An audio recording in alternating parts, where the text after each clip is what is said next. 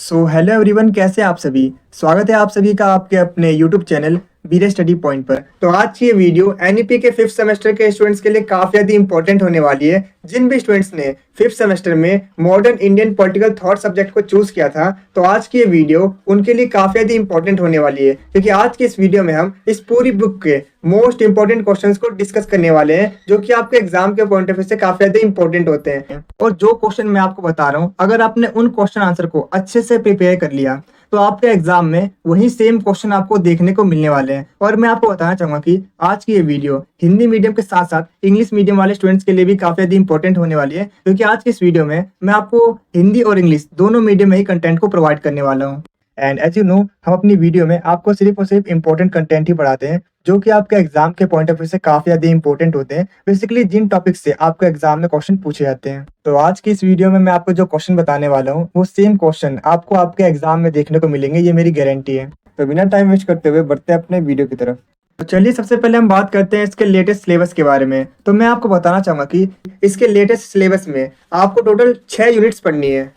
तो unit first है, जिसमें हमें समझना है आधुनिक भारतीय राजनीतिक चिंतन के बारे में, यानी आखिर मॉडर्न इंडियन पॉलिटिकल थॉट होता क्या है, इसे आपको समझना है। यूनिट सेकंड के अंदर जो आपके एग्जाम में क्वेश्चन पूछा जाता है, वो पूछा जाता है कि राष्ट्र और राष्ट्रवाद को लेकर स्वामी विवेकानंद जी, रविंद्रनाथ ठाकुर जी और इसके अलावा महात्मा गांधी जी के क्या विचार थे, इसके बारे में बताइए। और तो ठीक इसी तरीके से यूनिट थर्ड में आपसे एग्जाम में क्वेश्चन पूछा जाता है कि राज्य और लोकतंत्र को लेकर जवाहरलाल नेहरू जी, दीनदयाल उपाध्याय, राम मोहन लोहिया और इसके अलावा डॉक्टर भीमराव अंबेडकर जी के विचार के बारे में बताइए। और ठीक इसी तरीके से यूनिट 4 के अंदर भी आपसे एग्जाम में क्वेश्चन पूछा जाता है कि अधिकार को लेकर राजा राम मोहन राय और इसके अलावा ताराबाई शिंदे के क्या विचार थे। और इसके बाद आता है यूनिट 5। तो यूनिट 5 के अंदर आपसे एग्जाम में क्वेश्चन पूछा जाता है कि स्वराज को लेकर बाल गंगाधर तिलक, मोहनदास करमचंद गांधी के क्या विचार थे, इसके बारे में बताइए। और लास्ट यूनिट है यूनिट 6, जिसमें आपसे एग्जाम में क्वेश्चन पूछा जाता है कि हिंदुत्व और हिंदू धर्म को लेकर सावरकर के क्या विचार थे, इसके बारे में बताइए। तो आई होप अब आपको सिलेबस के बारे में समझ में आ गया होगा कि सिलेबस के अंदर आपको कितनी यूनिट पढ़नी है और किन किन टॉपिक्स को अच्छे से कवर करना है। तो इसके बाद चलिए हम बात करते हैं इसके एग्जाम पैटर्न के बारे में। तो चलिए सबसे पहले हम बात करते हैं इसके टाइमिंग के बारे में। तो मैं आपको बताना चाहूंगा कि इस पूरे क्वेश्चन पेपर को अटेम्प्ट करने के लिए टोटल आपको 3 घंटे दिए जाते हैं। टोटल 90 नंबर का पेपर होता है और इसमें आपके एग्जाम में 10 क्वेश्चन पूछे जाते हैं, जिनमें से आपको सिर्फ 5 क्वेश्चन ही अटेम्प्ट करना होता है और हर एक क्वेश्चन इक्वल मार्क्स का होता है। और इसके अलावा मैं आपको बता दूं कि आप इस पूरे क्वेश्चन पेपर को या तो हिंदी में अटेम्प्ट कर सकते हो या तो इंग्लिश में, किसी एक ही मीडियम में आपको अपने आंसर लिखने होंगे। तो इसके बाद चलिए हम बात करते हैं इसके मोस्ट इंपोर्टेंट क्वेश्चंस के बारे में। तो यूनिट फर्स्ट है, इसका नाम है आधुनिक भारतीय राजनीतिक चिंतन की समझ। तो इस यूनिट से जो आपके एग्जाम में फर्स्ट टाइप का इंपॉर्टेंट क्वेश्चन पूछा जाता है, वो जैसा कि आप स्क्रीन पे देख पा रहे हो कुछ इस तरीके से पूछा जाता है। अगर आप इन सभी क्वेश्चंस को पढ़ोगे तो आप एक कंक्लूजन पे पहुंचोगे कि इन सभी क्वेश्चंस में बेसिकली आपसे यही पूछा जाता है कि आधुनिक भारतीय राजनीतिक विचार का कैसे उदय हुआ, इसके बारे में बताइए, इसके क्या रीजंस थे, इसके बारे में बताइए। और इसके अलावा कभी कभी आपके एग्जाम में आधुनिक भारतीय राजनीतिक चिंतन की जो विशेषता है उसके ऊपर क्वेश्चन पूछे जाते हैं। तो चलिए हम सबसे पहले बात करते हैं इसके इंट्रोडक्शन के बारे में। तो मैं आपको बताना चाहूंगा कि आधुनिक भारतीय राजनीतिक विचार वो विचार और सिद्धांत है जो भारत में 19वीं और 20वीं शताब्दी के दौरान डेवलप हुए। ये विचार सिर्फ ब्रिटिश रूल के विरुद्ध से उत्पन्न नहीं हुए, बल्कि social reforms movements, economics exploitation, cultural awareness और दुनिया की बड़ी बड़ी घटनाओं ने इन विचारों की उत्पत्ति में महत्वपूर्ण योगदान दिया था। इसके साथ ही मैं आपको बताना चाहूंगा कि इन विचारों ने पुराने रिलीजियस पॉलिटिकल सिस्टम्स को पीछे छोड़कर फ्रीडम, इक्वलिटी, सेल्फ रूल यानी स्वराज, डेमोक्रेसी और नेशनलिज्म जैसे मॉडर्न वैल्यूज को जन्म दिया। सो आई होप अब आपको समझ में आ गया होगा कि आखिर कैसे आधुनिक भारतीय राजनीतिक चिंतन का उदय कैसे हुआ, यानी आखिर कैसे हुआ मॉडर्न इंडियन पॉलिटिकल थॉट का उदय। तो चलिए एक एक करके उन सभी रीजंस को समझते हैं जिनकी वजह से मॉडर्न इंडियन पॉलिटिकल थॉट का उदय हुआ, यानी राइज हुआ। तो इसका पहला रीजन था औपनिवेशिक शासन का प्रभाव, यानी इफेक्ट ऑफ कॉलोनियल रूल्स। तो मैं आपको बताना चाहूंगा कि ब्रिटिश रूल का इंडियन सोसाइटी पर गहरा प्रभाव पड़ रहा था। High taxes, land revenue policies और इंडस्ट्रीज के डिक्लाइन ने लोगों में असंतोष पैदा कर दिया था और भारतीय लोगों को ये समझ में आ गया था कि विदेशी शासन उनके हित में यानी उनके फेवर में नहीं है। और यही असंतोष आगे चलकर राजनीतिक चेतना यानी पॉलिटिकल अवेयरनेस और स्वराज यानी सेल्फ रूल की भावना का कारण बना।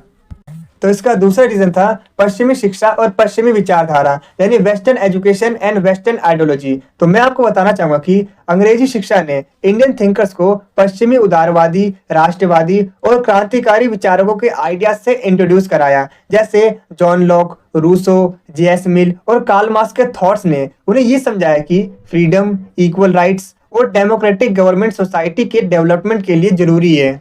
और इन्हीं आइडियाज ने इंडियन यूथ में नेशनलिज्म और फ्रीडम की भावना को स्ट्रॉन्ग किया। तो इसका थर्ड रीजन था सामाजिक और धार्मिक सुधार आंदोलन यानी social and religious reform movements. तो मैं आपको बताना चाहूँगा कि सामाजिक सुधार आंदोलनों ने आधुनिक राजनीतिक विचारों को एक नैतिक और सांस्कृतिक आधार दिया। इसके साथ ही राजा राममोहन राय ने सती प्रथा जैसी बुरी परंपराओं का विरोध किया और एजुकेशन को बढ़ावा दिया। इसके अलावा स्वामी विवेकानंद जी ने आत्मगौरव यानी सेल्फ रिस्पेक्ट और राष्ट्र निर्माण का संदेश दिया। और दयानंद सरस्वती ने स्वराज यानी सेल्फ रूल और वैदिक मूल्य पर जोर दिया। इसके अलावा ज्योतिबा फुले और नारायण गुरु ने कास्ट डिस्क्रिमिनेशन और सोशल इनजस्टिस के खिलाफ संघर्ष किया। इन आंदोलनों ने लोगों को ये सिखाया कि स्वतंत्रता सिर्फ राजनीति नहीं बल्कि समाज और संस्कृति के लिए भी काफी ज़्यादा इम्पोर्टेंट है। तो मॉडर्न इंडियन पॉलिटिकल थॉट के राइज का अगला सबसे बड़ा रीजन था भारतीय प्रेस और साहित्य यानी इंडियन प्रेस एंड लिटरेचर। तो मैं आपको बताना चाहूंगा कि इंडियन प्रेस ने पॉलिटिकल आइडियाज को फैलाने और लोगों को जागरूक करने में इंपॉर्टेंट भूमिका निभाई थी। इसके साथ ही मैं आपको बता दूं कि इंडियन न्यूज़पेपर्स और मैगजीन्स ने कॉलोनियल पॉलिसीज के बैड इफेक्ट से लोगों को फेस टू फेस कराया था, अवगत कराया था। मतलब लोगों को कॉलोनियल पॉलिसीज के बैड इफेक्ट्स के बारे में बताया था। और उसके साथ ही मैं आपको बताना चाहूंगा कि इंडियन लैंग्वेज में लिखे लिटरेचर ने लोगों में फ्रीडम और सेल्फ रिस्पेक्ट की भावना जगाई। और इसके साथ ही प्रेस ने लीडर्स और जनता के बीच कम्युनिकेशन का ब्रिज बनकर पॉलिटिकल आइडियाज को जन आंदोलन यानी मैस मूवमेंट में बदल दिया। तो इसका अगला रीजन था आर्थिक शोषण और ड्रेन ऑफ वेल्थ का सिद्धांत यानी economic exploitation and drain of wealth theory. तो मैं आपको बताना चाहूंगा कि ब्रिटिश शासन की आर्थिक नीतियों से भारत गरीब होता गया और दादा भाई नौरोजी ने ड्रेन ऑफ वेल्थ थ्योरी देकर ये दिखाया कि किस तरीके से भारत की संपत्ति को लूटकर इंग्लैंड भेजा जा रहा है। और इसके अलावा मैं आपको बताना चाहूंगा कि आरसी दत्त और एमजी रानाडे जैसे अर्थशास्त्री विचारकों ने भी अंग्रेजी नीतियों की आलोचना की और आत्मनिर्भर अर्थव्यवस्था पर जोर दिया। और इसकी वजह से लोगों को ये एहसास हुआ कि विदेशी शासन के रहते भारत का economic and social development possible नहीं है। तो इसका अगला सबसे बड़ा रीजन था भारतीय राष्ट्रीय आंदोलन यानी इंडियन नेशनल मूवमेंट। तो मैं आपको बताना चाहूंगा कि राजनीतिक विचारकों का सबसे बड़ा रूप राष्ट्रीय आंदोलन यानी नेशनल मूवमेंट में देखा गया। कांग्रेस की स्थापना ने राजनीतिक संगठन का आधार दिया। इसमें नरमपंथियों ने सुधार की मांग की जबकि उग्रपंथियों ने स्वराज को लक्ष्य बनाया। इसके अलावा मैं आपको बता दूं कि गांधी जी ने राजनीति में नैतिकता को शामिल किया और अहिंसा, सत्याग्रह और स्वदेशी जैसे विचार दिए। और वहीं दूसरी तरफ क्रांतिकारियों ने सशक्त संघर्ष का मार्ग अपनाया। और इसके साथ ही गांधीवादी विचारधारा ने स्वतंत्रता संग्राम को जनता का आंदोलन बना दिया। तो नेक्स्ट है वैश्विक घटनाओं का प्रभाव यानी इम्पैक्ट ऑफ वर्ल्ड इवेंट्स। तो मैं आपको बताना चाहूंगा कि भारत के राजनीतिक विचार विश्व की घटनाओं से भी प्रभावित हुए। फॉर एग्जाम्पल अमेरिकन रिवॉल्यूशन ने औपनिवेशों की आज़ादी का उदाहरण दिया। और इसके अलावा फ्रेंच रिवॉल्यूशन ने स्वतंत्रता, समानता और बंधुता के विचार दिए। और इसके साथ ही रशियन रिवॉल्यूशन ने सामाजिक न्याय और समाजवादी विचारधारा फैलाई। मैं आपको बताना चाहूंगा कि वर्ल्ड वॉर सेकेंड ने ब्रिटिश एम्पायर को वीक किया और इंडियंस को भरोसा दिलाया कि फ्रीडम अब उनके पास है। तो इसके बाद चलिए हम बात करते हैं आधुनिक भारतीय राजनीतिक चिंतन की महत्वपूर्ण विशेषताओं के बारे में यानी main features of modern Indian political thoughts के बारे में। तो इसकी पहली विशेषता है स्वतंत्रता और स्वराज यानी फ्रीडम एंड सेल्फ रूल। तो मैं आपको बताना चाहूंगा कि आधुनिक राजनीतिक सोच का सबसे बड़ा मकसद था भारत को विदेशी शासन से आजाद करना। लेकिन इसका मतलब सिर्फ सत्ता बदलना नहीं था बल्कि ऐसा भारत बनाना था जो सामाजिक, आर्थिक और सांस्कृतिक रूप से आजाद और मजबूत हो। तो इसकी अगली विशेषता है लोकतंत्र और समानता यानी डेमोक्रेसी एंड इक्वालिटी। तो मैं आपको बताना चाहूंगा कि मॉडर्न इंडियन पॉलिटिकल थॉट में डेमोक्रेटिक वैल्यूज को काफी ज्यादा इंपॉर्टेंस दी गई है। ये विचारधारा मानती थी कि सभी नागरिकों को इक्वल राइट्स मिलने चाहिए और जनता को शासन में भाग लेने का अधिकार होना चाहिए। और इसके अलावा मैं आपको बताना चाहूंगा कि जॉन लॉक, रूसो जैसे पश्चिमी विचारकों के सिद्धांतों और भारतीय सुधारकों की सोच ने इसे और भी ज्यादा स्ट्रांग बनाया। तो इसकी अगली विशेषता है राष्ट्रवाद और राष्ट्रीय एकता यानी नेशनलिज्म एंड नेशनल यूनिटी। तो मैं आपको बता दूं कि राष्ट्रवाद यानी नेशनलिज्म आधुनिक भारतीय राजनीतिक चिंतन यानी मॉडर्न इंडियन पॉलिटिकल थॉट का एक इम्पोर्टेंट पार्ट है। और मैं आपको ये भी बता दूं कि भारतीय नेताओं ने लोगों को ये समझाया कि भारत एक राष्ट्र है और जाति, धर्म या प्रांत की दीवारों को पीछे छोड़कर सभी को मिलकर स्वतंत्रता की लड़ाई लड़नी चाहिए। और यही विचारधारा भारतीय समाज को संगठित करने में मददगार साबित हुई। तो नेक्स्ट है सामाजिक न्याय और सुधार यानी सोशल जस्टिस एंड रिफॉर्म्स। तो मैं आपको बता दूं कि आधुनिक भारतीय राजनीतिक चिंतन ने राजनीतिक और आर्थिक सुधार के साथ साथ सामाजिक न्याय, कास्ट डिस्क्रिमिनेशन का विरोध, शिक्षा का प्रसार और महिलाओं के अधिकारों पर भी जोर दिया। इसमें राजा राममोहन राय, ज्योतिबा फुले, स्वामी विवेकानंद और नारायण गुरु जैसे सामाजिक सुधारकों ने अपने विचारों से ये दिखाया कि फ्रीडम और डेमोक्रेसी तभी पॉसिबल है जब सोसाइटी में इक्वलिटी और जस्टिस हो। तो इसकी अगली विशेषता है अहिंसा और नैतिक राजनीति का महत्व, मतलब non violence and moral politics. तो मैं आपको बताना चाहूंगा कि महात्मा गांधी ने आधुनिक राजनीतिक सोच को नैतिक दिशा यानी मोरल डायरेक्शन दी। उन्होंने बताया कि अहिंसा और सत्य के रास्ते पर चलकर भी आजादी पाई जा सकती है। और तो और सत्याग्रह और अहिंसा ने भारतीय आंदोलन को दुनिया में एक अलग पहचान दी। तो इसकी अगली विशेषता है अंतर्राष्ट्रीय घटनाओं और विचारों से प्रभावित। तो मैं आपको बताना चाहूंगा कि आधुनिक भारतीय राजनीतिक चिंतन पूरी तरह से देसी विचारों पर आधारित नहीं था। ये वैश्विक घटनाओं जैसे अमेरिकन रिवॉल्यूशन, फ्रेंच रिवॉल्यूशन और रशियन रिवॉल्यूशन से भी प्रभावित हुआ। और इन सभी घटनाओं ने भारतीय नेताओं को स्वराज, डेमोक्रेसी, इक्वलिटी और सोशल जस्टिस जैसे आइडियाज को अपनाने के लिए मोटिवेट किया। तो नेक्स्ट है आर्थिक स्वतंत्रता और आत्मनिर्भरता, मतलब economic freedom and self reliance. तो मैं आपको बता दूं कि ब्रिटिश रूल ने इंडियन की इकोनॉमिक पर गहरा असर डाला। दादा भाई नौरोजी ने ड्रेन ऑफ वेल्थ का सिद्धांत और अन्य आर्थिक विश्लेषणों से ये बताया कि भारत तभी मजबूत होगा जब उसकी अर्थव्यवस्था स्वतंत्र और आत्मनिर्भर होगी।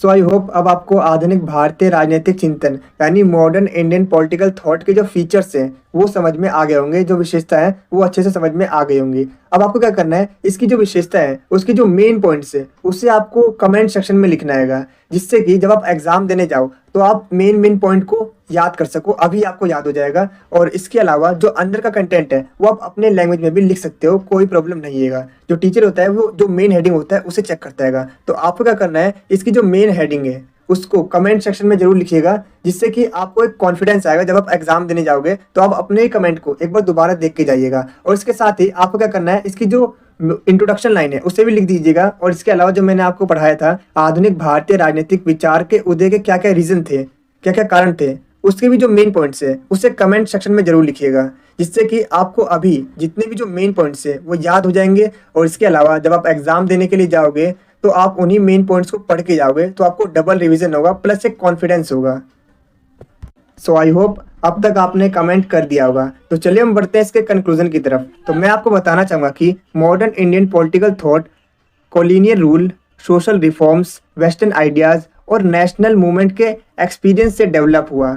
इसने फ्रीडम, डेमोक्रेसी, इक्वलिटी, नेशनलिज्म और सोशल जस्टिस को सेंटर में रखकर इंडिया के इंडिपेंडेंस और फ्यूचर पॉलिटिक्स की नींव रखी। तो वीडियो में आगे बढ़ने से पहले मैं आपको बताना चाहूँगा कि अगर आपको इस वीडियो के प्रॉपर आंसर वाले नोट्स चाहिए तो जो नोट्स का लिंक है वो मैंने आपको अपने इस वीडियो के डिस्क्रिप्शन बॉक्स में प्रोवाइड कर दिया है। आप चाहो तो वहाँ से नोट्स को आसानी से डाउनलोड कर सकते हो। इसके साथ ही मैं आपको बताना चाहूँगा कि जो नोट्स है वो हिंदी और इंग्लिश दोनों मीडियम वाले स्टूडेंट्स के लिए अवेलेबल है। तो चलिए हम बात करते हैं कि आपको स्टडी किस तरीके से करनी है। तो जैसा कि आप यहाँ पर देख पा रहे हो, ये मैंने आपके लिंक प्रोवाइड किया है। जैसे आप इस लिंक पर क्लिक करते हो देन आपके सामने ये वीडियो ओपन हो जाएगी। तो सबसे पहले आपको इस वीडियो को 2 से 3 बार अच्छे से वॉच करना है, अच्छे से देखना है। इसके बाद आपको नोट्स को अच्छे से पढ़ना है। और अगर नोट्स में आपको कुछ चीज़ समझ नहीं आती देन आप वीडियो को अगेन दोबारा देखिए, जिससे कि आपको वो कॉन्सेप्ट क्लियर हो सके। और इसके साथ ही मैं आपको बता दूं कि यहाँ पर हमने आपके लिए हमारे यूट्यूब चैनल का होम पेज का लिंक प्रोवाइड किया है। जैसे आप इस पर क्लिक करते हो देन आपके सामने हमारी सारी की सारी वीडियोस ओपन हो जाएगी। और आपको क्या करना हैगा, उन सारी की सारी वीडियोस को देखना है अच्छे से और अपने एग्जाम में अच्छा स्कोर करना हैगा। इसके अलावा हमने आपके लिए अपने व्हाट्सएप ग्रुप का लिंक प्रोवाइड किया हैगा। जैसे आप इस लिंक पे क्लिक करते हो देन आप हमारे व्हाट्सएप ग्रुप पे ज्वाइन हो सकते हो। और मैं आपको बता दूं कि हमारे व्हाट्सएप ग्रुप पे आपको सबसे पहले अपडेट मिलती है, तो आप हमारे व्हाट्सएप ग्रुप को भी ज्वाइन कर लीजिएगा। और जैसा कि आप देख सकते हो हमारे नोट्स के अंदर सबसे पहले हमने आपके लिए लेटेस्ट सिलेबस प्रोवाइड किया हैगा। आफ्टर दैट हमने आपके लिए एग्जाम पैटर्न भी प्रोवाइड किया है, क्योंकि काफ़ी सारे स्टूडेंट्स ये कमेंट करते हैं कि आप हमें बता दीजिए कितने नंबर का पेपर आता है, हमें कितने क्वेश्चन अटेम्प्ट करने होते हैं और कितने टाइम में अटेम्प्ट करना होता है। तो इसके लिए मैंने आप सभी के लिए क्वेश्चन पेपर भी प्रोवाइड किया है, जिससे कि आपको इसकी भी क्लियरिटी हो सके। तो यूनिट सेकंड है जिसका नाम है राष्ट्र और राष्ट्रवाद। तो मैं आपको बताना चाहूँगा कि इस यूनिट से बेसिकली आपका एग्जाम में यही पूछा जाता है कि राष्ट्र और राष्ट्रवाद को लेकर स्वामी विवेकानंद जी, रविन्द्रनाथ ठाकुर और महात्मा गांधी जी के क्या विचार थे, इसके बारे में बताइए। आपसे एग्जाम में किसी भी एक के ऊपर पूछा जा सकता है, या तो कभी कभी आपके एग्जाम में स्वामी विवेकानंद जी के विचारों के बारे में पूछा जाता है, या फिर कभी कभी आपके एग्जाम में रविन्द्रनाथ ठाकुर के बारे में पूछा जाता है कि उनके क्या विचार थे राष्ट्र और राष्ट्रवाद को लेके, या फिर कभी कभी आपके एग्जाम में महात्मा गांधी जी के विचारों के बारे में पूछा जाता है। तो इन तीनों में से किसी पर भी आपके एग्जाम में क्वेश्चन पूछे जा सकते हैं, तो आपको इन तीनों को ही प्रिपेयर करना है। या कि आप स्क्रीन पे देख पा रहे हो स्वामी विवेकानंद जी के जो विचार थे राष्ट्रवाद और राष्ट्र को लेकर, उसके ऊपर कुछ इस तरीके से आपके एग्जाम में क्वेश्चन पूछे गए हैं अभी तक। तो अगर आप इन सभी क्वेश्चंस को पढ़ते हो तो आप एक कंक्लूजन पहुंचोगे कि इन सभी क्वेश्चंस में बेसिकली आपसे यही पूछा जा रहा है कि स्वामी विवेकानंद जी के राष्ट्र और राष्ट्रवाद को लेकर क्या विचार थे, इसे एक्सप्लेन कीजिए। तो अपने आंसर में सबसे पहले हम स्वामी विवेकानंद जी के बारे में एक इंट्रोडक्शन लाइन लिखेंगे, जिसमें हम बताएंगे कि स्वामी विवेकानंद आधुनिक भारत के महान चिंतक, सन्यासी और समाज सुधारक थे। उनके राष्ट्रवादी विचारों ने भारतीय स्वतंत्रता संग्राम और राजनीतिक सोच को एक नई दिशा दी। इसके अलावा मैं आपको बता दूं कि उनके विचारों ने भारतीयों में आत्मविश्वास जगाया और दुनिया को भारतीय संस्कृति की महानता दिखाई। तो इसके बाद चलिए हम बात करते हैं स्वामी विवेकानंद जी के राष्ट्रवादी विचारों के बारे में। तो मैं आपको बताना चाहूँगा कि स्वामी विवेकानंद जी मानते थे कि भारत की असली पहचान उसकी आध्यात्मिकता यानी स्पिरिचुअलिटी में है। उन्होंने विश्व बंधुत्व यानी यूनिवर्सल ब्रदरहुड का मैसेज दिया। इसके अलावा उनका मानना था कि इंडिया तभी स्ट्रांग बनेगा जब वो अपने स्पिरिचुअल्स वैल्यूज और ट्रेडिशंस को अपनाएगा। इसके अलावा मैं आपको बताना चाहूँगा कि स्वामी विवेकानंद जी ने भारतीयों को समझाया कि हमें अपनी संस्कृति और परंपराओं पर गर्व करना चाहिए। ब्रिटिश रूल ने लोगों में हीन भावना पैदा कर दी थी, लेकिन स्वामी विवेकानंद जी ने दिखाया कि भारत की संस्कृति महान है और दुनिया को राह दिखा सकती है। उन्होंने कहा कि विदेशी शासन से फ्रीडम से पहले हमें सेल्फ रिस्पेक्ट वापस लाना जरूरी है। तो इसके साथ ही मैं आपको बताना चाहूँगा कि स्वामी विवेकानंद जी ने कहा कि भारत तभी महान बन सकता है जब समाज की कमजोरियां दूर हो। उन्होंने जातिवाद, अंधविश्वास और सामाजिक कुरीतियों का विरोध किया और शिक्षा तथा विज्ञान को जरूरी माना। उन्होंने गरीबों और वंचितों की सेवा को राष्ट्र सेवा का हिस्सा माना। इसके अलावा मैं आपको बताना चाहूँगा कि स्वामी विवेकानंद जी मानते थे कि इंडिया का फ्यूचर उसकी यूथ जनरेशन पर डिपेंड करता है। उन्होंने युवाओं को जागरूक और आत्मविश्वासी बनने का मैसेज दिया। स्वामी विवेकानंद जी का फेमस डायलॉग था, उठो, जागो और लक्ष्य प्राप्ति तक मत रुको। स्वामी विवेकानंद जी का मानना था कि एजुकेटेड, अवेयर और कॉन्फिडेंट यूथ ही इंडिया को महान बना सकता है। तो कुछ इस तरीके से स्वामी विवेकानंद जी ने राष्ट्रवाद यानी नेशनलिज्म में यूथ के रोल को सबसे इम्पोर्टेंट माना। इसके अलावा मैं आपको बताना चाहूँगा कि स्वामी विवेकानंद जी इंडियन कल्चर के सपोर्टर थे, लेकिन उन्होंने पश्चिम की अच्छाइयों को भी अपनाने की बात कही। स्वामी विवेकानंद जी ने बताया कि भारत को साइंस, टेक्नोलॉजी और मैनेजमेंट स्किल्स पश्चिम देशों से सीखनी चाहिए, लेकिन अपनी स्पिरिचुअल पावर और कल्चर को भी नहीं छोड़ना चाहिए।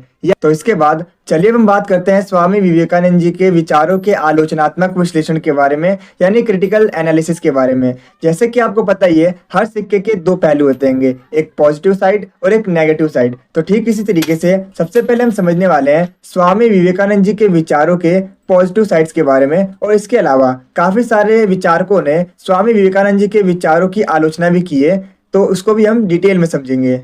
तो इसमें सबसे पहले हम बात करने वाले हैं स्वामी विवेकानंद जी के विचारों के पॉजिटिव साइड्स के बारे में। तो मैं आपको बताना चाहूंगा कि स्वामी विवेकानंद जी के विचारों ने भारतीयों में सेल्फ रिस्पेक्ट और सेल्फ कॉन्फिडेंस जगाया। और तो और स्वामी विवेकानंद जी के विचारों ने भारतीयों में ये विश्वास दिलाया कि उनके कल्चर, ट्रेडिशंस और स्पिरिचुअलिटी पूरी दुनिया में यूनिक है। इसके अलावा मैं आपको बताना चाहूंगा कि उन्होंने राष्ट्रवाद को सिर्फ सत्ता परिवर्तन तक सीमित नहीं रखा, बल्कि इसे नैतिक और सामाजिक आंदोलन भी बनाया। और इसके साथ ही स्वामी विवेकानंद जी के विचारों ने फ्रीडम फाइटर्स और यूथ को इंस्पायर किया। और तो और स्वामी विवेकानंद जी की सबसे खास बात यह थी कि उन्होंने गरीबों और कमजोर वर्गों की सेवा को राष्ट्रवाद का हिस्सा बताया, और जो कि उस समय एक नई सोच थी।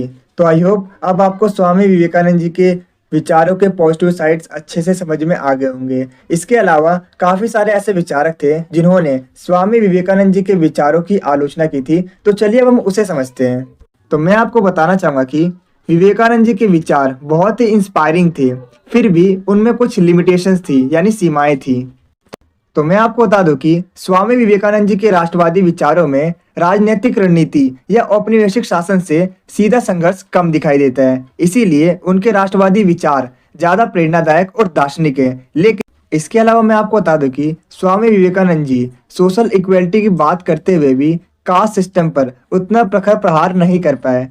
हालांकि स्वामी विवेकानंद जी ने सोशल रिफॉर्म्स की बात की, लेकिन उन्होंने वुमेन्स एजुकेशन, अनटचेबिलिटी और वुमेन इक्वलिटी पर उतना स्ट्रॉन्ग स्टैंड नहीं लिया जितना कि आगे चलकर गांधी जी, अंबेडकर या अन्य सुधारकों ने लिया। तो इसके बाद चलिए हम बात करते हैं इसके कंक्लूजन के बारे में। तो मैं आपको बताना चाहूंगा कि स्वामी विवेकानंद जी का राष्ट्रवाद भारतीयों के लिए आत्मगौरव, सांस्कृतिक चेतना और नैतिक शक्ति का स्रोत बना। हालांकि स्वामी विवेकानंद जी के विचार राजनीतिक संघर्ष से कम, लेकिन आध्यात्मिक और प्रेरणादायक रूप से अधिक जुड़ा था। फिर भी स्वामी विवेकानंद जी के विचारों ने स्वतंत्रता आंदोलन और आधुनिक भारत के निर्माण को गहरी प्रेरणा दी। तो इस यूनिट से जो नेक्स्ट टाइप का आपके एग्जाम में क्वेश्चन पूछा जाता है, वो पूछा जाता है कि राष्ट्र और राष्ट्रवाद को लेकर रविंद्रनाथ टैगोर के क्या विचार थे, उसके बारे में बताइए। तो इसका जो आंसर है वो आपको हमारी पीडीएफ के अंदर मिल जाएगा। जो पीडीएफ का लिंक है वो ऑलरेडी मैं अपने इस वीडियो के डिस्क्रिप्शन बॉक्स में प्रोवाइड कर चुका हूँ। तो चलिए बढ़ते हैं अगले क्वेश्चन की तरफ। तो जो नेक्स्ट टाइप का आपके एग्जाम में क्वेश्चन पूछा जाता है इस यूनिट से, वो यही पूछा जाता है कि राष्ट्र और राष्ट्रवाद को लेकर महात्मा गांधी जी के क्या विचार थे, इसके बारे में बताइए। तो मैं आपको बता दूं कि इसका भी जो आंसर है वो आपको हमारे पीडीएफ के अंदर मिल जाएगा। टाइम कम है, दैट्स वाई मैं सारे के सारे क्वेश्चन नहीं करा सकता, लेकिन फिर भी मैं आपके लिए काफी सारे क्वेश्चंस इस वीडियो में करा रहा हूँ, और बाकी के जो आंसर है वो आपको हमारी पीडीएफ के अंदर मिल जाएंगे। तो पीडीएफ को डाउनलोड कीजिए और अपने एग्जाम में अच्छा स्कोर कीजिएगा। अगर अभी तक आपने मेरे चैनल को सब्सक्राइब नहीं किया है तो सब्सक्राइब करके बेल आइकन को जरूर प्रेस करना, ताकि मेरे चैनल पे आने वाली सभी वीडियो का नोटिफिकेशन सबसे पहले आप तक पहुंचे। तो चलिए अब वीडियो में आगे बढ़ते हैं। तो यूनिट 3 है जिसका नाम है राज्य और लोकतंत्र। तो इस यूनिट से जो आपके एग्जाम में क्वेश्चन पूछा जाता है वो पूछा जाता है कि राज्य और लोकतंत्र को लेकर नेहरू, दीनदयाल उपाध्याय, लोहिया और अंबेडकर जी के क्या विचार थे, इसके बारे में बताइए। तो जैसा कि आप स्क्रीन पे देख पा रहे हो, इस यूनिट से जो फर्स्ट टाइप का आपके एग्जाम में क्वेश्चन पूछा जाता है वो कुछ इस तरीके से अलग अलग लैंग्वेज में पूछा जाता है। अगर आप इन सभी क्वेश्चन को पढ़ते हो तो आप एक कंक्लूजन में पहुंचोगे कि इन सभी क्वेश्चन में बेसिकली आपसे यही पूछा जा रहा है कि राज्य और लोकतंत्र को लेकर जवाहरलाल नेहरू जी के क्या विचार थे, इसके बारे में एक्सप्लेन कीजिए। तो अपने आंसर में सबसे पहले हम एक इंट्रोडक्शन लाइन देंगे जिसमें हम बताएंगे कि पंडित जवाहरलाल नेहरू भारत के पहले प्रधानमंत्री थे और आधुनिक भारत के निर्माता माने जाते हैं। पंडित जवाहरलाल नेहरू जी ने ऐसे भारत का सपना देखा था जो लोकतंत्र, साम्राज्यवाद और आधुनिकता पर आधारित हो, जहां राज्य का काम सिर्फ शासन करना नहीं बल्कि सामाजिक न्याय, समानता और प्रगति सुनिश्चित करना भी हो। और उनके ये विचार आज भी समकालीन भारत के लिए मार्गदर्शक और प्रासंगिक है। तो इसके बाद चलिए हम बात करते हैं नेहरू जी के राज्य और लोकतंत्र पर क्या विचार थे, इसके बारे में। अभी तक हमने सिर्फ एक इंट्रोडक्शन पढ़ा था नेहरू जी के बारे में, अब हम बात करेंगे नेहरू जी के राज्य पर, लोकतंत्र पर क्या विचार थे उसके बारे में। तो मैं आपको बताना चाहूंगा कि नेहरू जी लोकतंत्र के सच्चे समर्थक थे। उनका मानना था कि लोकतंत्र सिर्फ चुनाव कराने और सरकार बदलने तक सीमित नहीं होना चाहिए। रियल डेमोक्रेसी वो है जिसमें हर सिटीजन को फ्रीडम, इक्वल राइट्स और डिसीजन मेकिंग में भागीदारी मिले। वो चाहते थे कि लोकतंत्र भारत की संस्कृति और जीवन का हिस्सा बने। इसके अलावा मैं आपको बताना चाहूंगा कि नेहरू जी का मानना था कि भारत जैसा विविधतापूर्ण देश तभी मजबूत बन सकता है जब राज्य पूरी तरह से धर्मनिरपेक्ष हो, यानी सभी धर्मों के प्रति समान व्यवहार करे और किसी भी एक धर्म को प्राथमिकता यानी प्रेफरेंस ना दे। उनके अकॉर्डिंग इससे समाज में धार्मिक सहिष्णुता, भाईचारा और एकता मजबूत होगी। इसके साथ ही मैं आपको बताना चाहूंगा कि नेहरू जी राज्य को सिर्फ एक पॉलिटिकल इंस्टीट्यूशन नहीं मानते थे। वो चाहते थे कि राज्य आर्थिक और सामाजिक असमानताओं को खत्म करने के लिए सक्रिय भूमिका निभाए। उनके अकॉर्डिंग सरकार को जनता की भलाई के लिए योजनाएं और नीतियां बनानी चाहिए और इसी सोच से उन्होंने योजना आयोग यानी प्लानिंग कमीशन और पंचवर्षीय योजना यानी 5 ईयर प्लान शुरू किए। इसके अलावा मैं आपको बताना चाहूंगा कि नेहरू जी का मानना था कि राज्य का कर्तव्य है कि वो जनता को स्पेसिफिक थिंकिंग और मॉडर्न एजुकेशन की ओर ले जाए। नेहरू जी का मानना था कि भारत को आगे बढ़ाने के लिए विज्ञान और आधुनिक शिक्षा की जरूरत है। वो कहते थे कि विज्ञान ही गरीबी को और पिछड़ेपन को निकाल सकता है। इसीलिए उन्होंने बड़े उद्योग, तकनीकी संस्थाओं जैसे IITs और रिसर्च सेंटर की स्थापना पर जोर दिया। इसके साथ ही मैं आपको बताना चाहूंगा कि नेहरू जी मानते थे कि डेमोक्रेसी तभी सक्सेसफुल होगी जब जनता इसमें एक्टिवली हिस्सा लेगी। इसीलिए Nehru ji constitution, free press, multiple party system और पार्लियामेंट को डेमोक्रेसी की फाउंडेशन मानते थे। नेहरू जी के अकॉर्डिंग लोकतंत्र एक ऐसा माध्यम है जिसमें आम लोग अपनी समस्याओं और इच्छाओं को सामने रख सकते हैं और शासन में हिस्सा ले सकते हैं। और इसके साथ ही मैं आपको बताना चाहूंगा कि नेहरू जी सिर्फ भारत में ही नहीं बल्कि पूरी दुनिया में शांति और सहयोग चाहते थे और इसी रीजन की वजह से नेहरू जी ने गुट निरपेक्ष आंदोलन यानी नॉन अलाइंड मूवमेंट शुरू किया ताकि भारत शीत युद्ध की राजनीति से दूर रहकर स्वतंत्र विदेश नीति अपना सके और ये उनके लोकतंत्र के वैश्विक दृष्टिकोण को भी दिखाता है। इसके अलावा मैं आपको बताना चाहूंगा कि नेहरू जी मानते थे कि लोकतंत्र तभी मजबूत होगा जब समाज शिक्षित होगा। इसीलिए उन्होंने शिक्षा के प्रसार, उच्च शिक्षा संस्थान और तकनीकी विकास पर जोर दिया। उनका मानना था कि पढ़ा लिखा समाज ही लोकतंत्र को सक्रिय और जिम्मेदार बना सकता है। इसके साथ ही मैं आपको बताना चाहूंगा कि नेहरू जी का लोकतंत्र पर विचार इतना व्यापक था कि उसमें आलोचना और असहमति को भी जगह दी थी। वो पार्लियामेंट और प्रेस को लोकतंत्र की आत्मा मानते थे। नेहरू जी का मानना था कि लोकतंत्र में हर व्यक्ति को सरकार और उसकी नीतियों की आलोचना करने का पूरा अधिकार होना चाहिए और यही सोच आज भी भारतीय लोकतंत्र यानी इंडियन डेमोक्रेसी की ताकत है। तो इसके बाद चलिए हम बात करते हैं कि नेहरू जी के विचारों की वर्तमान समय में क्या प्रासंगिकता है, यानी इसके रेलेवेंस के बारे में बात करते हैं। तो मैं आपको बताना चाहूंगा कि आज भारत का लोकतंत्र इलेक्शंस, मल्टीपल पार्टी सिस्टम और सिटीजन राइट्स पर आधारित है। ये सब नेहरू जी की दूरदर्शी सोच का नतीजा है कि भारत आज पूरी दुनिया भर में सबसे बड़ा लोकतंत्र कहलाता है। इसके अलावा मैं आपको बताना चाहूंगा कि आज के टाइम में धार्मिक असहिष्णुता और सांप्रदायिक तनाव जैसी चुनौतियां बार बार सामने आती है। तो ऐसी सिचुएशन में, ऐसे टाइम में नेहरू जी का धर्मनिरपेक्ष राज्य का विचार और भी ज्यादा जरूरी हो जाता है। नेहरू जी ने बताया था कि राज्य को सभी धर्मों के साथ समान व्यवहार करना चाहिए और किसी भी एक धर्म को प्राथमिकता यानी प्रेफरेंस नहीं देनी चाहिए, क्योंकि इससे समाज में शांति और एकता बनी रहती है। तो इसके साथ ही मैं आपको बताना चाहूंगा कि आज भी भारत में पॉवर्टी, अनएम्प्लॉयमेंट और इकोनॉमिक इनइक्वालिटी जैसी प्रॉब्लम्स हैं। तो ऐसी सिचुएशन में नेहरू जी का साम्राज्यवादी दृष्टिकोण और कल्याणकारी राज्य का विचार आज भी राजनेताओं को इन समस्याओं से निपटने में एक मार्गदर्शन देता है, मोटिवेशन देता है, जो हमें ये याद दिलाता है कि विकास तभी सार्थक है, तभी वैल्यूएबल है जब वो समाज के हर वर्ग तक पहुंचे। इसके अलावा मैं आपको बताना चाहूंगा कि नेहरू जी हमेशा कहते थे कि विज्ञान और आधुनिकता ही भारत को गरीबी और पिछड़ेपन से निकाल सकती है। आज जब Bharat digital India, make in India, ISRO mission के जरिए आगे बढ़ रहा है, तो ये सब नेहरू के साइंटिफिक और मॉडर्न इंडियन सोच का ही विस्तार है। उन्होंने जिस वैज्ञानिक दृष्टिकोण वाले भारत का सपना देखा था, आज वो हकीकत बनता जा रहा है। तो इसके बाद चलिए हम बात करते हैं इसके कंक्लूजन के बारे में। तो मैं आपको बताना चाहूंगा कि नेहरू जी का लोकतांत्रिक समाजवाद सिर्फ राजनीतिक आज़ादी तक ही सीमित नहीं था। वो सामाजिक न्याय, धर्मनिरपेक्षता, वैज्ञानिक सोच और समानता पर आधारित था। आज जब भारत नई चुनौतियों और असमानताओं से जूझ रहा है, तो नेहरू जी के विचार एक मजबूत, आधुनिक और समावेशी भारत के लिए रास्ता दिखाते हैं।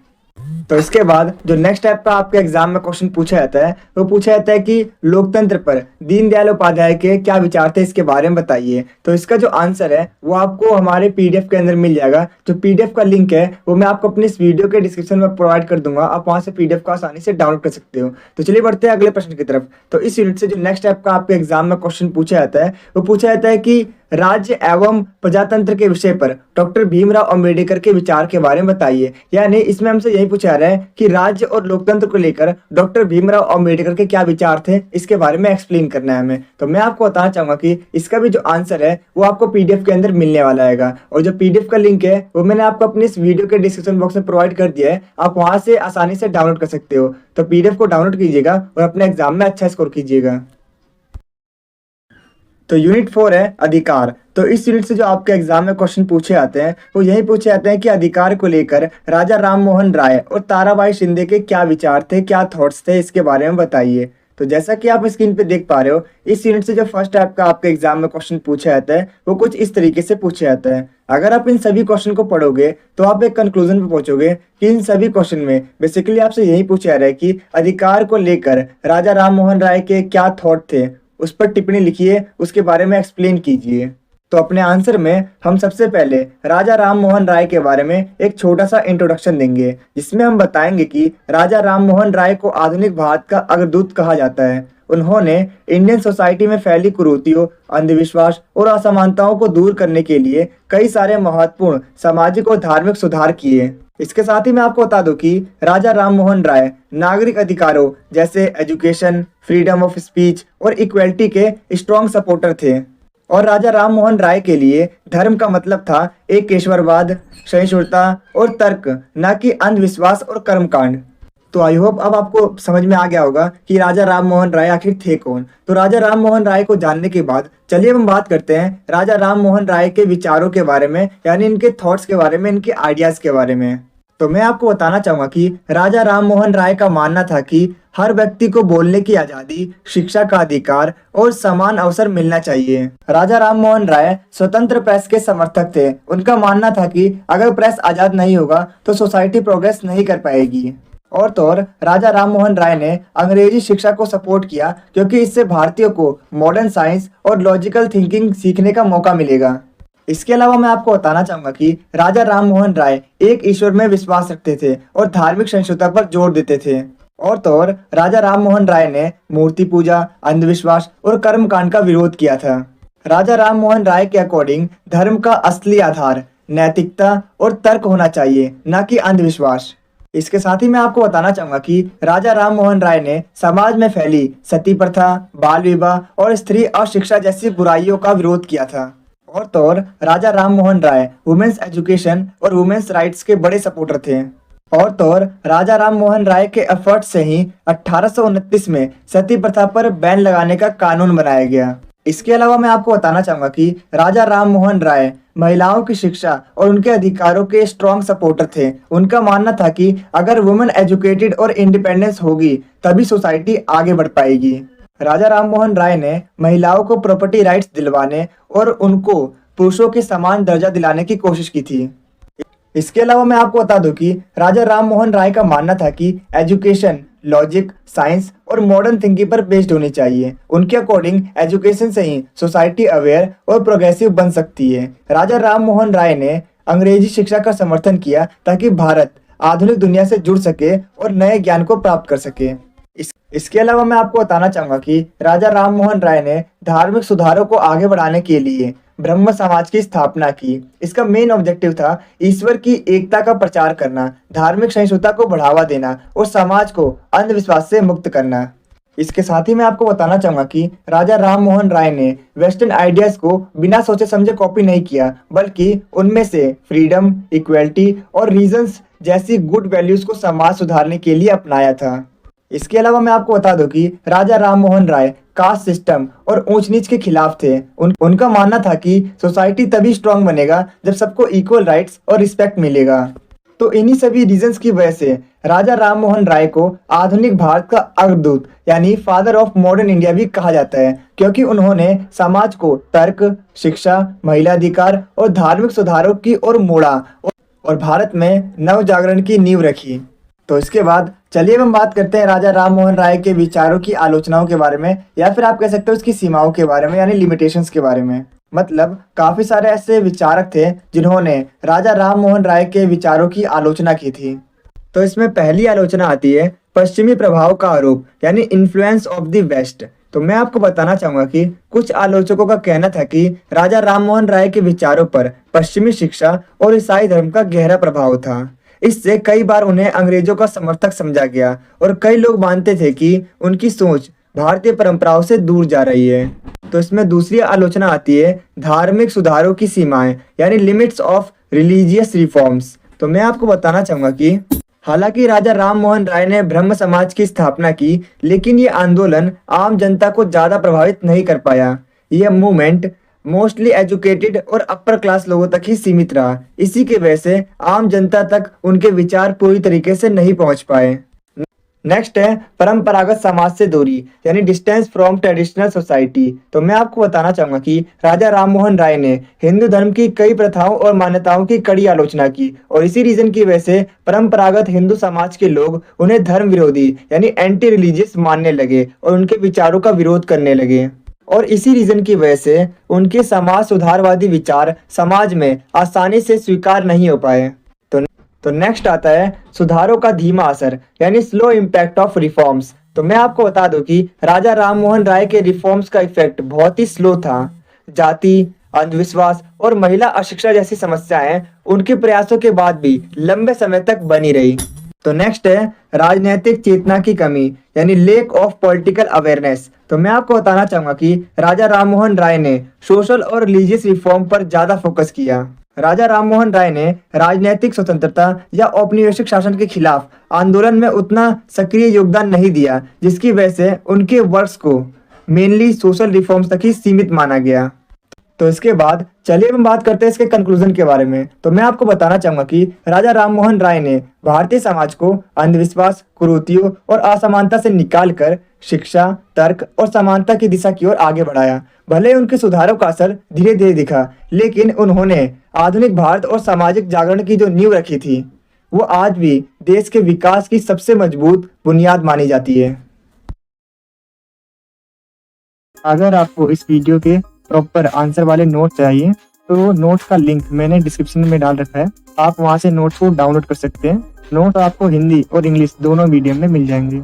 अगर आपको ये वीडियो अच्छी लग रही है तो आप इसे लाइक, शेयर और कमेंट जरूर करें, क्योंकि जब आप लाइक करते हो तो हमें मोटिवेशन मिलता है ऐसी और बहुत सी वीडियोस बनाने के लिए। और जब आप वीडियो को शेयर करते हो तो जैसा कि आपको पता ही होगा, नॉलेज बांटने से बढ़ती है। और जब आप हमारी वीडियो पर कमेंट करते हो तो हमें ये पता चलता है कि हम अपनी वीडियो में और क्या इम्प्रूव कर सकते हैं। और मैं आपको बता दूं कि 5 मिनट की वीडियो को बनाने में काफी मेहनत और 1 से 2 घंटे का समय लगता है। तो आप हमारी वीडियो को लाइक, शेयर और कमेंट जरूर करें, ताकि हम आपके लिए ऐसी ही और वीडियोस को ला सकें। और कमेंट में ये जरूर बताना कि आपको नेक्स्ट वीडियो किस टॉपिक पर चाहिए। तो यूनिट 5 है जिसका नाम है स्वराज। तो इस यूनिट से जो आपके एग्जाम में क्वेश्चन पूछा जाता है वो यही पूछा जाता है कि स्वराज को लेकर बाल गंगाधर तिलक और महात्मा गांधी जी के क्या विचार थे, क्या थॉट थे, इसको एक्सप्लेन कीजिए। तो जैसा कि आप स्क्रीन पे देख पा रहे हो, कुछ इस तरीके से आपके एग्जाम में फर्स्ट टाइप का क्वेश्चन पूछा जाता है। अगर आप इन सभी क्वेश्चंस को पढ़ोगे तो आप एक कंक्लूजन पे पहुंचोगे कि इन सभी क्वेश्चंस में बेसिकली आपसे यही पूछा जा रहा है कि स्वराज को लेकर बाल गंगाधर तिलक के क्या विचार थे, क्या थॉट थे, इसको एक्सप्लेन कीजिए। तो अपने आंसर में सबसे पहले हम एक इंट्रोडक्शन लाइन देंगे जिसमें हम बताएंगे कि लोकमान्य बाल गंगाधर तिलक इंडिया के great freedom fighter, social reformer और नेशनल लीडर थे। उन्होंने आज़ादी के आंदोलन को एक नई दिशा दी। और तो और स्वराज मेरा जन्मसिद्ध अधिकार है और मैं इसे लेकर रहूंगा, ये नारा भी बाल गंगाधर तिलक जी ने दिया था। और मैं आपको बता दूं कि ये नारा उस टाइम पर हर भारतीय के दिल में आज़ादी की आग जलाने वाला नारा बन गया था। तो ये तो मैंने अभी आपको बाल गंगाधर तिलक जी का एक छोटा सा इंट्रोडक्शन बताया था। तो इसके बाद चलिए हम बात करते हैं बाल गंगाधर तिलक के अकॉर्डिंग स्वराज का मीनिंग क्या है, इसका मतलब क्या है। तो मैं आपको बताना चाहूँगा कि बाल गंगाधर तिलक के अकॉर्डिंग स्वराज का मतलब सिर्फ अंग्रेजों से आज़ादी नहीं था, बल्कि इसका असली मीनिंग था अपने डिसीजन खुद से लेने की आज़ादी। इसके अलावा मैं आपको बताना चाहूँगा कि बाल गंगाधर तिलक के अकॉर्डिंग भारतीय स्वराज का असली मीनिंग था भारत को अपने डिसीजन खुद से लेने की आज़ादी। उसे किसी और पर निर्भर ना होना पड़े और कोई भी उसके डिसीजन में इंटरफेयर ना कर सके, हस्तक्षेप ना कर सके। इसी को उन्होंने कहा भारतीय स्वराज। इसके साथ ही मैं आपको बता दूं कि बाल गंगाधर तिलक का मानना था कि सच्चा स्वराज तब मिलेगा जब जनता मानसिक, सामाजिक और नैतिक रूप से स्वतंत्र होगी। तो इसके बाद चलिए हम बात करते हैं बाल गंगाधर तिलक के अकॉर्डिंग स्वराज का सामाजिक अर्थ क्या था। तो मैं आपको बताना चाहूंगा कि तिलक मानते थे कि स्वराज का मतलब सिर्फ सरकार बदलना नहीं, बल्कि सोसाइटी में अवेयरनेस, एजुकेशन और यूनिटी लाना भी जरूरी है। और तो और उन्होंने बताया कि अगर समाज में अंधविश्वास, जातिवाद और अशिक्षा बनी रहेगी तो स्वतंत्रता भी अधूरी होगी। इसीलिए उन्होंने एजुकेशन और सोशल रिफॉर्म्स को स्वराज का जरूरी हिस्सा बताया। तो इसके बाद चलिए हम बात करते हैं बाल गंगाधर तिलक के अनुसार स्वराज के आर्थिक अर्थ के बारे में, यानी इकोनॉमिक मीनिंग के बारे में। तो मैं आपको बताना चाहूंगा कि बाल गंगाधर तिलक का मानना था कि असली स्वराज तभी संभव है जब भारत आर्थिक रूप से आत्मनिर्भर बने। बिना आर्थिक आत्मनिर्भरता के स्वराज अधूरा है। और मैं आपको ये भी बता दूं कि बाल गंगाधर तिलक ने स्वदेशी वस्तुओं के उपयोग और विदेशी वस्तुओं के बहिष्कार का समर्थन किया। उनके अकॉर्डिंग आर्थिक स्वराज का असली मतलब था कि भारत अपनी जरूरतें खुद पूरी करे और विदेशी निर्भरता से मुक्त हो। तो इसके बाद चलिए हम बात करते हैं बाल गंगाधर तिलक के स्वराज के सांस्कृतिक और नैतिक अर्थ के बारे में। तो मैं आपको बता दूं कि बाल गंगाधर तिलक ने भारतीय संस्कृति और परंपराओं को राष्ट्रीय एकता की ताकत माना। उन्होंने गणेश उत्सव और शिवाजी महोत्सव जैसे त्योहारों के जरिए लोगों में देशभक्ति और एकता की भावना जगाई। उनका मानना था कि जो देश अपनी कल्चर और ट्रेडिशन पर गर्व करता है वही सच्चा स्वराज पा सकता है। तो इसके बाद चलिए हम बात करते हैं समकालीन भारत में, यानी आज के टाइम में बाल गंगाधर तिलक के स्वराज की प्रासंगिकता के बारे में, यानी इसके रेलेवेंस के बारे में, यानी आज के टाइम में इनके जो थॉट हैं, इनके जो विचार हैं वो कितने उपयोगी हैं। तो जैसा कि आप सभी जानते हैं कि आज भारत एक लोकतांत्रिक गणराज्य है जहां जनता अपने प्रतिनिधियों को चुनती है, यानी ये व्यवस्था बाल गंगाधर तिलक के स्वराज के विचार से मेल खाती है, यानी जनता के द्वारा और जनता के लिए शासन है। इसके साथ ही मैं आपको बता दूं कि बाल गंगाधर तिलक ने जनता को राजनीतिक रूप से जागरूक होने की जो बात कही थी वो आज भारत के लोकतंत्र की नींव है। इसके अलावा मैं आपको बताना चाहूंगा कि आज हम आत्मनिर्भर भारत की बात करते हैं, जो कि बाल गंगाधर तिलक के आर्थिक स्वराज के विचार से पूरी तरह से जुड़ा हुआ है, जो कि बाल गंगाधर तिलक के आर्थिक स्वराज की झलक को दिखाता है।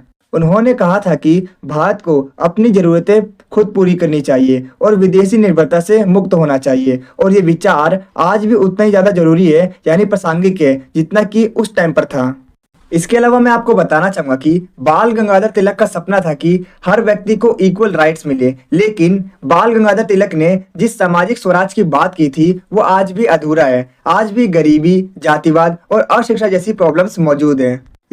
इसीलिए तिलक के विचार हमें याद दिलाते हैं कि सच्चा स्वराज तभी होगा जब हर नागरिक समान अधिकार और समान अवसर पाएगा।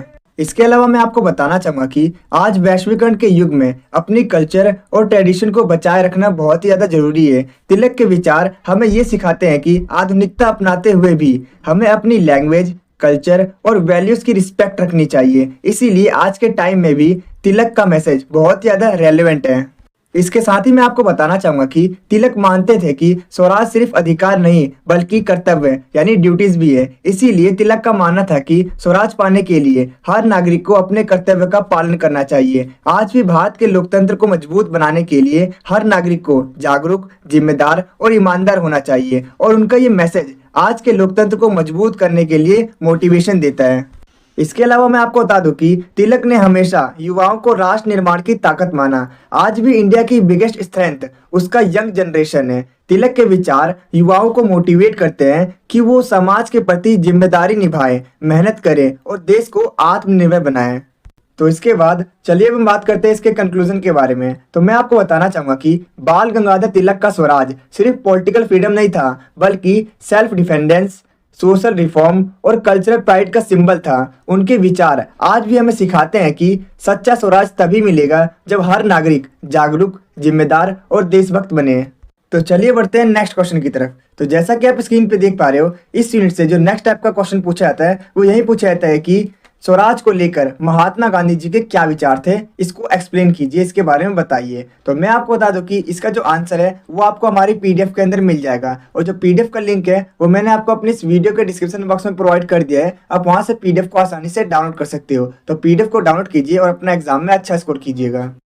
तो यूनिट 6 है हिंदुत्व और हिंदू धर्म। तो इस यूनिट से जो फर्स्ट टाइप का आपके एग्जाम में क्वेश्चन पूछा जाता है, जैसा कि आप स्क्रीन पे देख पा रहे हो, कुछ इस तरीके से आपके एग्जाम में क्वेश्चन पूछे जाते हैं। अगर आप इन सभी क्वेश्चंस को पढ़ते हो तो आप एक कंक्लूजन पे पहुंचोगे कि इन सभी क्वेश्चंस में बेसिकली आपसे यही पूछा जा रहा है कि हिंदुत्व और हिंदू धर्म को लेकर सावरकर जी के क्या विचार थे, इसके बारे में एक्सप्लेन कीजिए। तो अपने आंसर में सबसे पहले हम एक इंट्रोडक्शन लाइन देंगे सावरकर जी के बारे में, जिसमें हम बताएंगे कि विनायक दामोदर सावरकर भारत के फेमस फ्रीडम फाइटर, राइटर और थिंकर थे। उन्होंने 1923 में लिखी अपनी फेमस बुक हिंदुत्व यानी हु इज हिंदू, इसमें हिंदुत्व की अवधारणा को एक्सप्लेन किया है, समझाया है बहुत अच्छे तरीके से। सावरकर जी के अनुसार हिंदुत्व सिर्फ एक धर्म नहीं बल्कि भारत की संस्कृति, सभ्यता और राष्ट्रीय पहचान का प्रतीक है। तो अभी हमने सावरकर जी के बारे में एक छोटा सा इंट्रोडक्शन जाना कि आखिर सावरकर जी थे कौन। तो इसके बाद चलिए हम बात करते हैं सावरकर जी के अनुसार हिंदुत्व की परिभाषा के बारे में। तो मैं आपको बताना चाहूंगा कि सावरकर का कहना था कि हिंदुत्व का मतलब सिर्फ धार्मिक मान्यताएं नहीं है, बल्कि ये संस्कृति, समाज और राजनीतिक एकता की भावना है। उनका मानना था कि भारत की पहचान उसकी प्राचीन संस्कृति, परंपरा और सभ्यता में है, जिसे वह हिंदू संस्कृति कहते हैं। इसीलिए हिंदुत्व का मतलब किसी धर्म को फैलाना नहीं बल्कि भारत की जीवन शैली, इतिहास और सभ्यता का सम्मान करना है। तो इसके बाद चलिए हम बात करते हैं सावरकर जी के हिंदुत्व के ऊपर क्या मुख्य विचार थे, यानी उनकी विशेषताओं के बारे में बात करते हैं। तो इसके अंदर सबसे पहले हम बात करने वाले हैं सावरकर जी के पितृभूमि और पवित्र भूमि के सिद्धांत के बारे में। तो मैं आपको बताना चाहूंगा कि सावरकर जी ने कहा था कि भारत सिर्फ एक देश नहीं बल्कि हिंदुओं की फादरलैंड यानी जन्मभूमि और होली लैंड यानी पवित्र भूमि है। सावरकर जी ने बताया कि सच्चा हिंदू वही है जो भारत को अपनी पितृभूमि और पवित्र भूमि दोनों मानता हो। तो कुछ इस तरीके से भारत सिर्फ एक राजनीतिक राष्ट्र नहीं बल्कि सांस्कृतिक और धार्मिक रूप से भी एक परिवार है। तो इसके बाद चलिए हम बात करते हैं सावरकर जी के सांस्कृतिक एकता पर क्या विचार थे, यानी भारत की संस्कृति को लेकर उनके क्या थॉट थे, क्या विचार थे, उन्होंने उसके बारे में क्या बताया। तो मैं आपको बताना चाहूंगा कि सावरकर जी के अनुसार हिंदुत्व का मूल उद्देश्य भारत के लोगों को एक साझा सांस्कृतिक पहचान से जोड़ना है। और तो और ये सिर्फ एक किसी धर्म तक सीमित नहीं है बल्कि भारतीय सभ्यता की आत्मा है जो सबको एक साथ जोड़ती है। तो इसके बाद चलिए हम बात करते हैं सावरकर जी के राष्ट्रीय एकता और राष्ट्रवाद के विचार के बारे में, मतलब नेशनल यूनिटी और नेशनलिज्म को लेकर सावरकर जी के क्या थॉट थे, इसके बारे में बात करते हैं। तो मैं आपको बताना चाहूंगा कि सावरकर जी के अनुसार हिंदुत्व और भारतीय राष्ट्रवाद एक दूसरे से जुड़े हुए हैं। और तो और सावरकर जी का मानना था कि हिंदुत्व ही भारत की राष्ट्रवाद की आत्मा है। उनका मानना था कि भारत की राष्ट्रीय पहचान उसकी संस्कृति, भाषा, त्योहारों और इतिहास से बनी है। इसीलिए राष्ट्रवाद तभी मजबूत हो पाएगा जब लोग अपनी सांस्कृतिक जड़ों और परंपराओं से जुड़े रहेंगे। तो इसके बाद चलिए हम बात करते हैं सावरकर जी के धार्मिक सहिष्णुता के विचार के बारे में, यानी धर्म को लेकर उनके क्या विचार थे। तो मैं आपको बता दूं कि सावरकर ने कहा कि हिंदुत्व किसी धर्म के खिलाफ नहीं है। सावरकर जी ने सभी धर्मों का सम्मान किया। सावरकर जी ने बताया कि हिंदुत्व का उद्देश्य किसी धर्म का प्रचार करना नहीं है बल्कि भारत की सांस्कृतिक एकता को बनाए रखना है। उन्होंने कहा कि भारत में रहने वाला हर व्यक्ति, चाहे वो किसी भी धर्म का हो, अगर भारत की संस्कृति और परंपराओं को सम्मान देता है तो वो इस राष्ट्र का एक इम्पोर्टेंट पार्ट है।